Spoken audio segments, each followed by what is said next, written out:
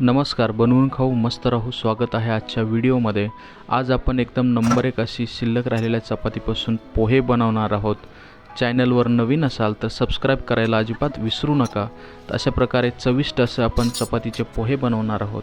जसे आपण शिल्लक राहिलेल्या चपात्या घेतलेल्या आहेत, तर चपात्यांचे व्यवस्थित बारीक बारीक तुकडे करून आपल्याला मिक्सरमधून त्यांचे पोहेसारख्या आकारामध्ये मिक्स करून घ्यायचं आहे. तसं आपण मिक्सरमधून त्यामध्ये सगळे तुकडे टाकून काढून घेऊया मिक्सरमधून. तर अशा प्रकारे आपण मिक्सरमधून काढून घेतलेलं आहे.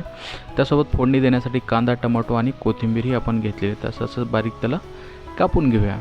तर एकदम नंबर 1 असं बारीक कापून घेतलेलं आहे सर्व कांदा, टमाटो आणि कोथिंबीर. त्यानंतर फोडणी देण्यासाठी आपण कढई ठेवलेली आहे गॅसवरती आणि गॅसवरती कढई ठेवून त्यामध्ये तेल टाकलेलं आहे. तेल चांगलं गरम झालं की त्यामध्ये आपण जिरे टाकलेले आहे. एक अर्धा चमचा मोहरी टाकायची आहे.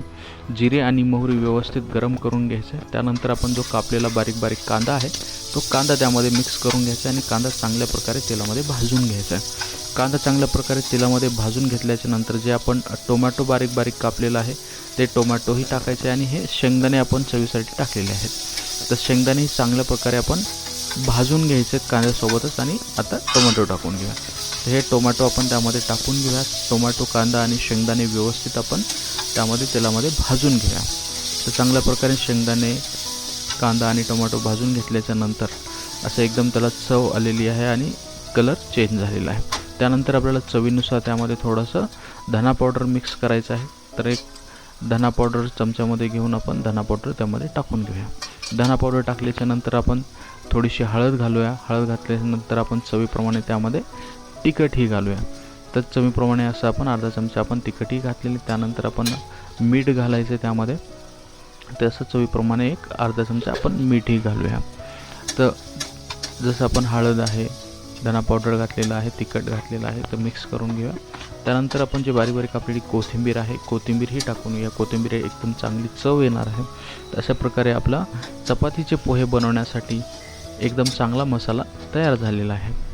तसं आपण व्यवस्थित त्याला मिक्स करून चांगलं भाजून घेऊया. त्यानंतर जे आपण बारीक बारीक केलेली चपाती आहे ते चपातीचे तुकडे आपण त्यामध्ये टाकून घेऊया आणि व्यवस्थित मिक्स करून घेऊया पूर्ण मसाला, ज्यामध्ये एकदम चांगली आणि एकसारखी चव लागेल. तर असं व्यवस्थित आपण मिक्स करून घेतलेलं आहे. एकदम नंबर 1 अशी आपली ही चपातीचे पोहे तयार झालेले आहेत. एक 5 मिनटासाठी आपण झाकून ठेवूया. त्यानंतर एकदम व्यवस्थित आपले हे पोहे तयार झालेले आहेत, एकदम चविष्ट. आणि तुम्हीही घरी बनवून खा. कसे लागले कमेंटमध्ये सांगा आणि लाईक करा.